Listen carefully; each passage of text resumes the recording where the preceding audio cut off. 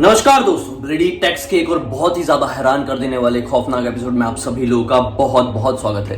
दोस्तों, आज के इस वीडियो में हम लोग आप लोगों के सामने लेकर आ गए इशिता नाम की लड़की की एक ऐसी दिल दहला देने वाली कहानी कि जब आप लोग सुनेंगे ना ध्यान से, और अगर आप लोगों की ये आदत है कि आप लोग अक्सर समय मिलने पर अपने दोस्त के घर रात बिताने के लिए पहुंच जाते हैं, तो ये कहानी सुनने के बाद आप लोग बहुत सहम से सकते हैं और आप लोग की अगली बार से हिम्मत नहीं होगी कि आप अपने दोस्त के घर कोई भी रात बिताने के लिए चले जाएं। दरअसल हुआ कुछ ऐसा था कि इशिता की एक बहुत ही अच्छी फ्रेंड थी, बहुत पुरानी फ्रेंड थी, उसके साथ स्कूल में पढ़ती थी।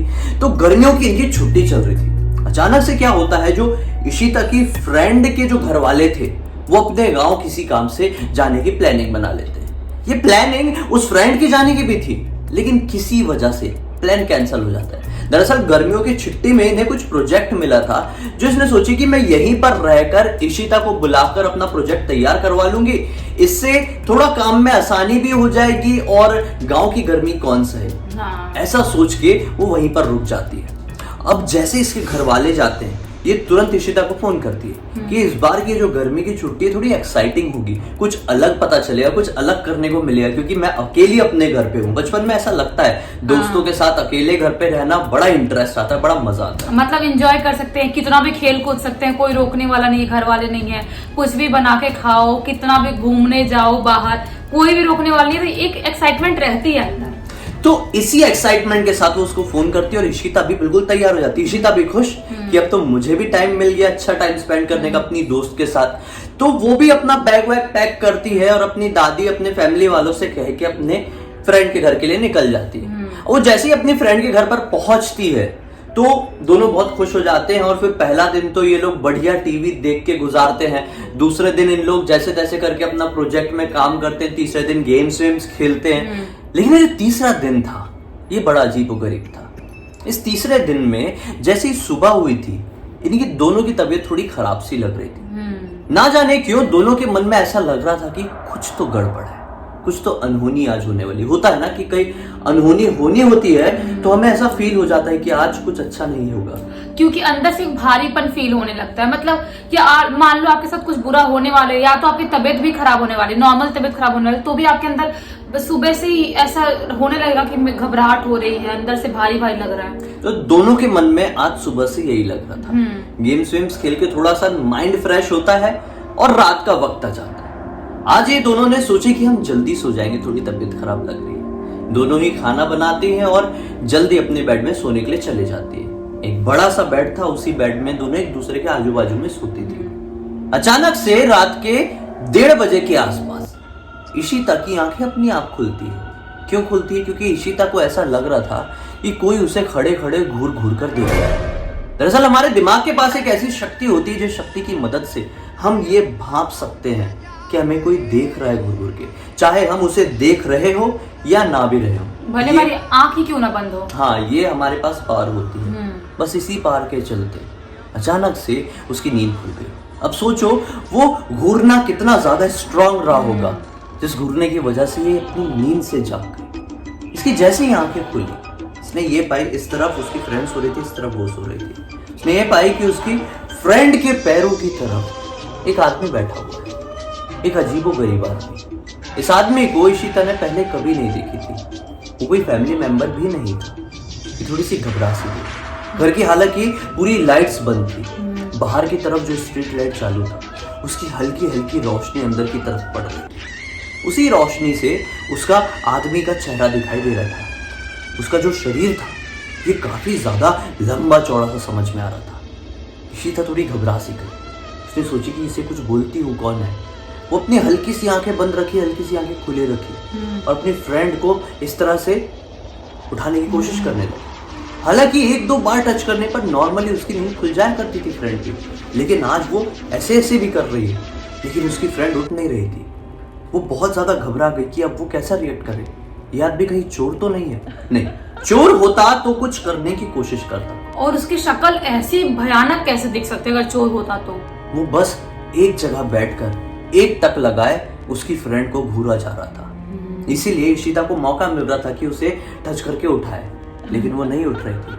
अब इसके मन में ऐसा डर जागा, इसने सोची कि मैं ब्लैंकेट अपने ऊपर करती हूँ और इसको बोलूंगी उसकी तरफ बढ़ के थोड़ा सा, अरे उठ तो क्या हुआ।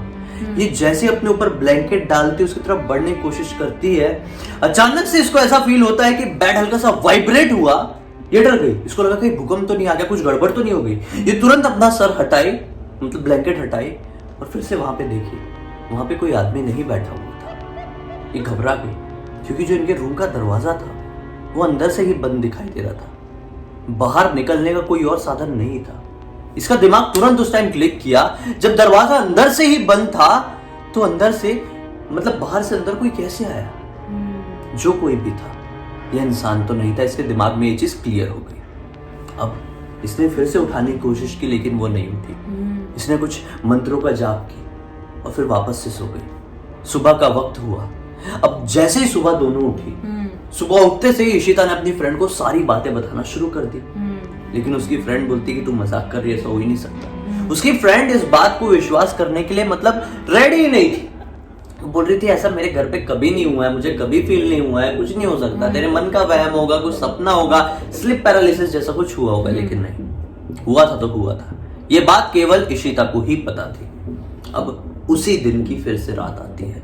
ये दोनों सोने के लिए जाते हैं। अब जैसे ही सोने के लिए जाते हैं, एग्जैक्टली 3 बजे के करीब इशिता की फ्रेंड की आंखें खुलती है। 3 बजे के आसपास उसे उसी हुलिये का एक आदमी इशिता के पैरों के पास बैठा हुआ दिखाई देता है। ये बिल्कुल समझ जाती है जो सुबह इशिता बोल रही थी वो 100% सच था। ये कोई सपना नहीं है।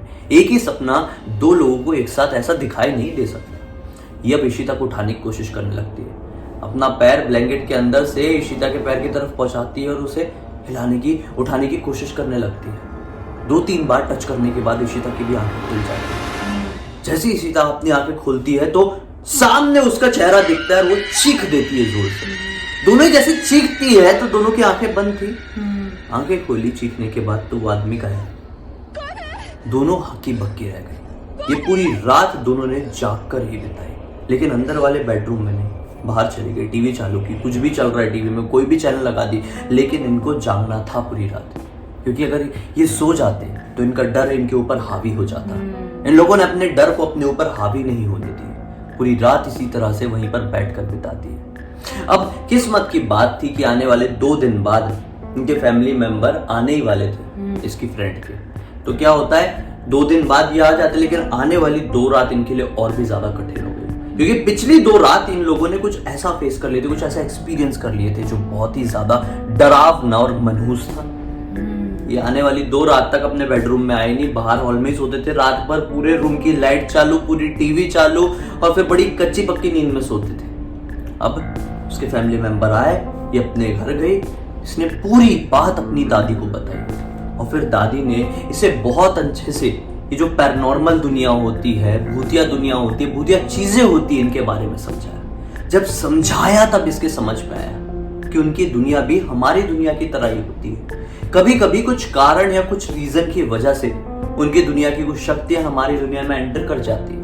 और ऐसा होता है कि उनका घर भी सुनसान था, कोई एक्टिविटी ज्यादा नहीं हो रही थी, उनके घर वाले नहीं थे, और नॉर्मली उस उम्र के बच्चे ज्यादा पूजा पाठ भी नहीं करते, उनके घर वाले होंगे तो करते होंगे वो टाइम पे, और इसीलिए जो शक्तियां होती है ना वो घर पे हावी होना चालू हो जाती है। अगर घर सुनसान है, खाली है, वहां पे ज्यादा एक्टिविटी नहीं हो रही है, तो शायद हो सकता है इसीलिए कोई होगी हवा, वैसी हवा होगी जो उनके घर में एंटर कर गई होगी। बिल्कुल।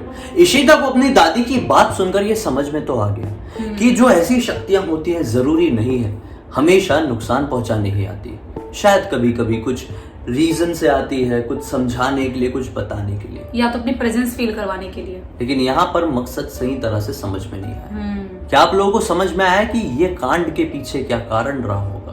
कुछ भी क्लिक हुआ है तो कमेंट सेक्शन में जरूर बताइए, आपका इंतजार रहेगा। हमें पहली बार देख रहे हैं तो चैनल को सब्सक्राइब करके बेल आइकन ताकि ऑल के ऑप्शन में क्लिक करना, क्योंकि इसी तरह के हैरान कर देने वाले खौफनाक वीडियोस आप लोगों के सामने रेगुलरली लेके आते रहते हैं। अब तक इस वीडियो को देखें तो लाइक जरूर कर देना। इन सब के लिंक इस वीडियो के डिस्क्रिप्शन बॉक्स में क्लिक करके डायरेक्टली वहां पर पहुंच जाइए दोस्तों। चलिए कल फिर से मिलते हैं, तब तक के लिए बहुत बहुत धन्यवाद। आपका दिन शुभ हो।